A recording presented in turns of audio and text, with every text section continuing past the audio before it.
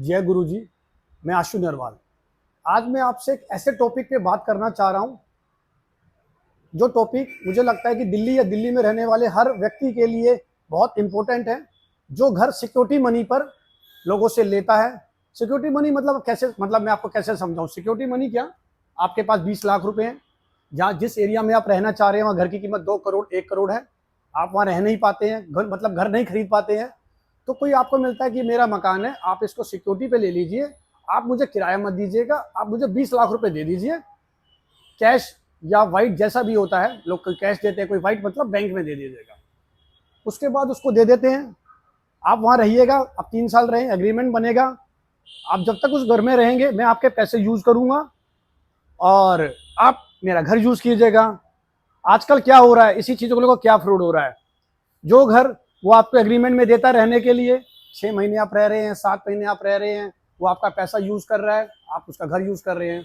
8 महीने बाद, 9 महीने बाद, 10 महीने बाद क्या होता है, बैंक वाले आते हैं और आपके घर के बाहर एक पर्चा चिपका जाते हैं। पर्चा वो क्या कहता है कि ये जो घर है ये तो हमारे पास गिरवी रखा हुआ है। आप शॉक्ड होते हैं कि यार ये मकान तो मुझे सिक्योरिटी में मैंने लिया हुआ है। आप उस व्यक्ति को ढूंढते हैं, फोन करते हैं, वो आपसे संपर्क नहीं करता। बैंक वालों से पता चलता है इस मकान पे तो 1 करोड़ रुपए लोन लिया हुआ है। अब सब सपा जाते हैं कि क्या करें। बैंक, क्योंकि आजकल आरबीआई ने जिस तरीके की पावर्स दी गई है बैंक्स को, बैंक्स तो प्रॉपर्टी उसको लेगा ही लेगा।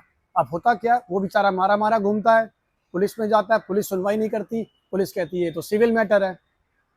तो बस मैं आपको अवेयर करना चाह रहा हूँ कि सिक्योरिटी मनी पे अगर आप घर लेते हैं, पहली बात तो कोशिश कीजिए ना ले। अगर लेते हैं तो आपको क्या करना है, आपको उस मकान के लीगल टाइटल चेक करने हैं आपको। जो आप वो कहता है कि मैं ओनर हूँ, आप उसकी पहले उसकी फोटोकॉपी देखिए, आप उसके पास उसका ओरिजिनल देखिए, क्योंकि अगर उसके पास ओरिजिनल है तो वो बैंक में मॉर्गेज नहीं होगा, उस पर बैंक लोन नहीं होगा। उसके बाद फोटोकॉपी लीजिए। जब आप 20 लाख रुपए खर्च कहीं कर रहे हैं तो आप ये भी तो कर सकते हैं ना कि 5,000 10,000 रुपये किसी कंसल्टेंट जो इन सब चीज़ों की वेरिफिकेशन कराता है उससे चेक कराएं कि लीगल टाइटल ठीक है कि नहीं है। मैं चाहता हूं कि बस मेरी थोड़ी सी अवेयरनेस आपको देने से आपके 20 लाख, आपके 15 लाख, आपके 50 लाख, आपका 1 करोड़ रुपए बच सकता है। क्योंकि इन सब चीज़ों की अगर आपको जानकारी होगी, आप अपने सगे संबंधियों को दे सकते हैं, दोस्तों को दे सकते हैं और उनकी मेहनत की कमाई को बचा सकते हैं। आजकल इस तरीके का गिरोह दिल्ली एनसीआर पूरे इंडिया में चल रहा है, जो कहते हैं हमारा मकान है, अब सिक्योरिटी पे मनी पे लीजिए, बैंक को पैसा लिया हुआ है, पेपर रखे हुए हैं, बैंक से लोन लिया हुआ है और खुद का मकान सिक्योरिटी पे दे दिया। बाद में क्या होता है, ठगा महसूस करते हैं, इधर उधर घूमते रहते हैं, पुलिस भी कुछ नहीं कर पाती क्योंकि सिविल नेचर होता है।